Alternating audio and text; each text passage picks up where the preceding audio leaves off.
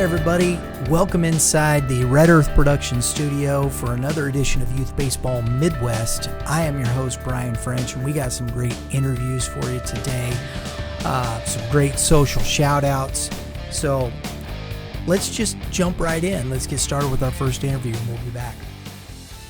Hey everybody, welcome into the studio. I have with me today Braxton Martinez. I've known Braxton, or about Braxton, since he was a young baseball player playing for Drew Prater over at DPBX. And Braxton, I appreciate you joining with me today on the show. Yeah, Brian, I appreciate you having me on. It's good to reconnect after such a long time, for sure. It's definitely more gray hair, brother. I might even for me. start to get some of my own. So, anyway, let's start there. We're Youth Baseball Midwest. You're still a young guy. As far as, we'll get to you still playing and where you're at in a few minutes. But how did your youth experience help you through your overall baseball experience? Yeah, so for me, the youth experience, I like to look back on it because that's kind of where you learn like the nuts and bolts of baseball. Sure, you learn the fundamentals and different aspects of playing, but you also learn how to be a part of a team, be a part of around coaches, because being a baseball player, really any sport, you're going to have multiple coaches throughout your career. But your youth experience is where you really kind of get that first taste of it. And for me, I was so blessed to have the youth teams and the coaches and just that camaraderie around me throughout my career. So looking back on it, I look back at a lot of my youth coaches, most of which I'm really still close with today. And I'm still friends with a lot of the guys that I played with, and I'm still close with a lot of the families that are around as well. That's what it's about, really, too, isn't it? Developing relationships. Absolutely. Because when you're that young, sure, you want to really learn the game, but you want to fall in love with the game, and in order to do that, you have to enjoy the people you're around. So that for me was the most important thing, was just being around great people and great coaches. Now, your youth experience with all these coaches and whatnot, how did that prepare you for high school baseball? It did. It really prepared me for high school baseball, because when you're in the youth, the middle school, elementary school age, that's kind of, like I previously said, that's where you're learning the game. And when you get to high school, it picks up the pace a little bit. So it's good to kind of have that. Like I said, I was lucky enough to have great coaches at the youth age. So by the time I did get to high school, I felt like I already kind of had an edge. It was almost as like I got a study guide to the test. Right. Now, if you're talking to kids today, I believe from what I say, you're still involved in training and things of that nature and coaching, correct? Yes. So when you're looking at these young kids coming up, how do you relate this experience to them? My biggest thing for the younger kids is just to try to make them enjoy the game. Obviously, there is a time and a place to kind of hammer down on some fundamentals and different aspects of the game, but sure, really just to fall in love with it, fall in love with the little nuances of the game, and just, be a fan as well as a player, because the way that you're going to learn, I believe the way you learn the most is by watching, and that goes kind of with anything. So kind of getting them to, fall in love with the game and be fans. Because if you're watching that player that you want to emulate, it helps you understand nuances of swings or fielding mechanics, yes? Absolutely. I mean, even at my age now, I'm 26 years old. I still watch guys who play at the highest level, and I see things that they do that maybe I can implement in my own game. And I still feel like at 26 years old, I'm still doing that. And I feel like if I'm doing it, it's probably a good idea for younger kids to be doing it as well.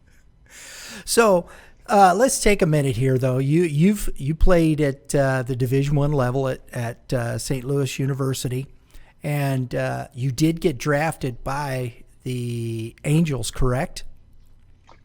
So I played at St. Louis University for 4 years, and then I did not get drafted out of college. Okay. I played 4 years of independent baseball, and one of those 4 years I was actually in the Mexican League Oh, wow. down in Mexico, obviously, and then I actually recently got signed by the Angels as a free agent in December of 2019. Very good. Congratulations. I thought I saw that. Thank you. Very good. So, although the tough thing is they've canceled a lot of that, the lower ball, correct? hmm yeah, our minor league season has been canceled, unfortunately. I'm very sorry to hear that, man. I really am, because I know you work so hard and you're right there, right? And that's just kind of Right. that's tough. We Yeah. won't. We'll No, but stay I away mean, from that. I've said, people obviously tell me that all the time, and I've thought of it as well. It's a tough break, but at the end of the day, if my biggest struggle in life is having a baseball season canceled, I think I'm doing okay. Great attitude. I love that. And kids, if you're watching, pay attention to what he just said, because that's true. Because and we talked a little bit about this last week on the show with a couple of guests. Adversity. You're always going to face adversity, correct? So Absolutely. these things in baseball, although it is just a game, it does prepare you for facing life's challenges. Yes. Yeah, absolutely. I actually just had a conversation with a friend the other day about this. How baseball, especially baseball, has really taught me to deal with failure. I mean, everybody knows it. You're going to fail more in baseball than you're going to succeed. Right. So the more you play this game, the more you're going to fail, the more times you're going to have to come out of, a slump or a mental fog or a physical, whatever might have happened to you physically. And that's going to happen in life. I mean, there's people out there that struggle and fail at times. And, baseball has really helped me deal with life and kind of just be a little more patient in life. So when these kids you're coaching are at the plate and they're 0 for 20, right? With Mhm. that thought process, that adversity, that's where this experience comes into play. Yes. Absolutely. And what I try to do, so I help coach a 16U team right now. And that's, I remember that age and I remember how I dealt with failure at that age. And it was not how I think you should deal with failure. Right. But I tell the guys, what I try to do is they know I play professional baseball. So what I try to do when I see them struggling is I don't ever talk down to them. I just talk with them and I let them know, hey, I have gone through everything you're going through. I've gone through it at a higher level. I've gone through it when it's my job. I get paid to do that, and I still struggle mightily. I had my 0 for 20s. I've gone 0 for a whole week, and I feel Right. like when you're able to kind of express it that way and kind of say like have them see it as, oh, I'm not the only one who's ever done this, then it kind of helps ease their tension a little bit. And that's all I try to do because I know how stressful this game can be, and the thing I try to do is take that stress away from them as much as I can. That's awesome. So we'll get you out of here on this. You're working still toward that ultimate level. Advice for the kids watching. Advice if you've got a dream to play at that ultimate level. What would you say to them? So obviously everybody's heard, never give up, keep pushing for your goals. But really, I mean, that's exactly what I had to do. I went through uh, a really good career in college. My biggest dream was to always get drafted by a team. I never saw myself not getting drafted, and then I didn't. I didn't get drafted. So when that kind of happened to me, I didn't panic per se, but I was fortunate enough to even get into independent baseball with the River City Rascals and play there for 3 years. And when I got signed, it wasn't when I got signed by the Angels, it wasn't anything that I was ever expecting. It just happened one day, and sure enough, I'm back playing again. So really, it's just never give up and fall in love with the game because when you fall in love with the game, you're going to want to keep playing it. Awesome. Braxton, thank you very much for your time, sir. I do appreciate it very much. Absolutely, Brian. I appreciate you having me on today. Hey, and you get a chance, come back and see us sometime, okay? Anytime. All right, all right. Hey, everybody, Braxton Martinez, and we'll be right back. All right. Thank you. Well, hey, folks, it's time for our social shout-out segment, and we got some pretty good stuff for you, I believe, here. We've been scouring, of course, Facebook, as we always do. And I'm going to start off with a young man here, Bryce Broyles. We met Tom Broyles out at the Winter Workout Tour with the Rawlings Extreme, and we got some great picks here for you. Check them out. They were out at a tournament, and, you know, a lot of fun. It's always cool to see these big guys, out there playing hard, great swings, putting good swings on it. So, nice there. Next, I want to, we've got a list of Missouri Gators that we were following here. Dylan Ebert, Coach Ebert, we followed him since, his kids were, I think, 9, and they got a great squad. They were up at the Under Armour Championships in Kansas City. Looks like they were having a great time. Great shout out to them. Champion, man, won it all up there. So great job, Coach Ebert and your squad there. Love following those kids. It's really fun. Also, we've got Chris Craddock, Coach Craddock, his boys out at Ozzy's this last weekend, went 5-0, took home the championship. Always fun watching. The Gators do a great job. They're a great club and got some great picks. Family, always fun. As the season's closing, they're getting ready to head up to Perfect Game Tournament out at Lynn's Field. So good luck to you guys up there. And I got one other here is a video. I gave a shout out to my cousin's boy, Braden Frey, and man, he hit a bomb here. Check out this video.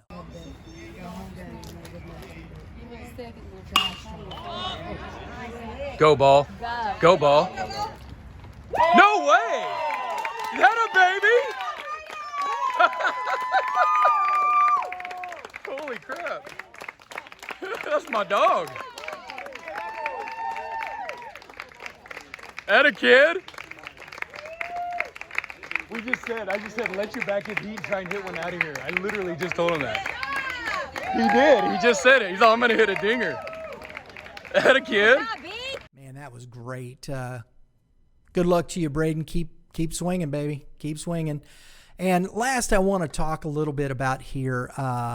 It's always interesting. There's a. I know this is serious. It's not just shout out, but I want to give a shout out to Billy Mayhall. His son, they posted here. He had some adversity. Some parents, I guess, a week before were heckling a kid, man. Heckling a kid. This is terrible. Come on. We gotta have some better manners here. Remember, these are just kids. And, the week before he had a shaky game. He was, but he's a kid. He's still learning. And the parents talked, everything, I guess, pretty much, whatever the case was. But the great thing is Billy posts this week, and his boy came out this weekend and threw a no-hitter. It's youth baseball. These young people are learning how to deal with adversity. They struggle at times. Let's give these kids a break, man. Let's give them a break, and let's just enjoy watching our children play ball. So, Kyle, great job with a no-hitter. I love it. I love it. I love it. Great job. Keep working, young man. Billy, shout out to you for putting that up. And let's remember, folks, when we're out here at these ball games with these kids, they are just kids. They're still learning. They're still working at it. And let's give them the patience they deserve. It doesn't mean we can't work with them or push them to excel, but let's not cross that line, right? So great job, guys. Love the shout outs here. And so we're going to talk here with another interview, and we'll be right back after that. Hey, everybody. Welcome back. I have with me today Brett Bognar, who is with the Greater St. Louis Umpire Association. I met Greg a while back at a Mid-America umpire clinic. And Brett, thanks for joining us on the show today, man. Thanks, Brian. Yeah, definitely appreciate the opportunity to discuss officiating. It's always a good time, so looking forward to it. It's the one thing that sometimes, always kind of gets overlooked when it comes to sports, right? Oh, yeah, definitely. Everybody always thinks it's such a bad side to be on, but I'll tell you what, it's actually a really enjoyable side to be on, and I've really grown to love it for sure. There you go. I enjoy umpiring. I've done it for 12 years. I never tried to, I never thought about anything beyond the youth or high school levels, but I've always enjoyed it. I like the interaction, the kids, the game. It is fun. It's an enjoyable thing. So let's talk Let's talk a little bit about the current situation we're in. How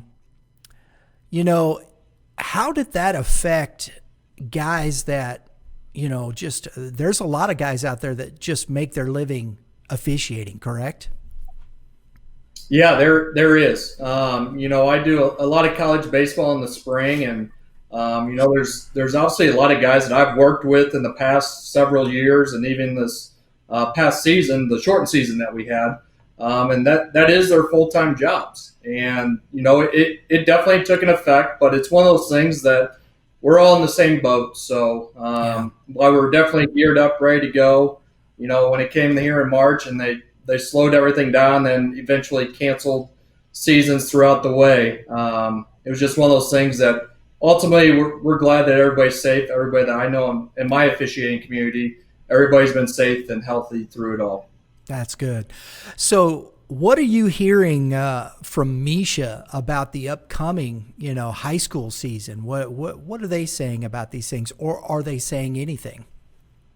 Yeah, so in the fall we've got our the high school softball will be going on. Then of course you got your baseball, or excuse me, your football and cross country and so forth. So right now it's just at a standstill. I don't do football, I just do baseball and softball, but I've talked to some other football officials and softball officials, and right now we haven't heard anything from the state. I think we're still a little bit too early to kind of know what's going to be happening. I think the big deciding factor is how schools get underway, whether it's going to be virtual learning for a designated time or if they're going to do staggered classes. So it's all going to play an effect. Obviously, we want everybody to be safe, whether they're an official, an athlete, or a fan, coach. Yeah, it's basically just a day-to-day and week-to-week, and we can't do anything. It's kind of beyond our control. We'll just do what the state wants us to do. So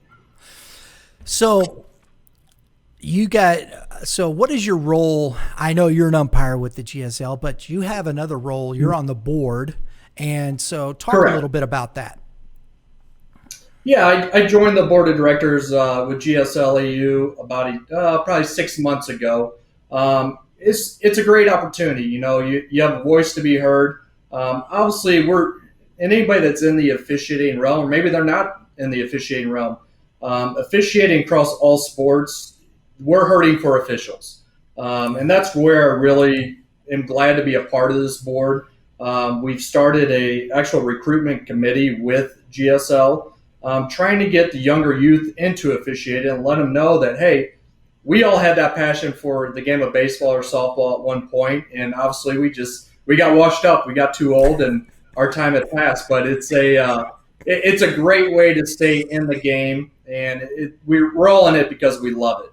But obviously we're looking at new avenues and new ways to really get the youth involved into it, especially if you're a person in high school that's recently graduated or in college. It's a great summer job. Even a job to carry throughout the spring or the fall if it allows you to. Right.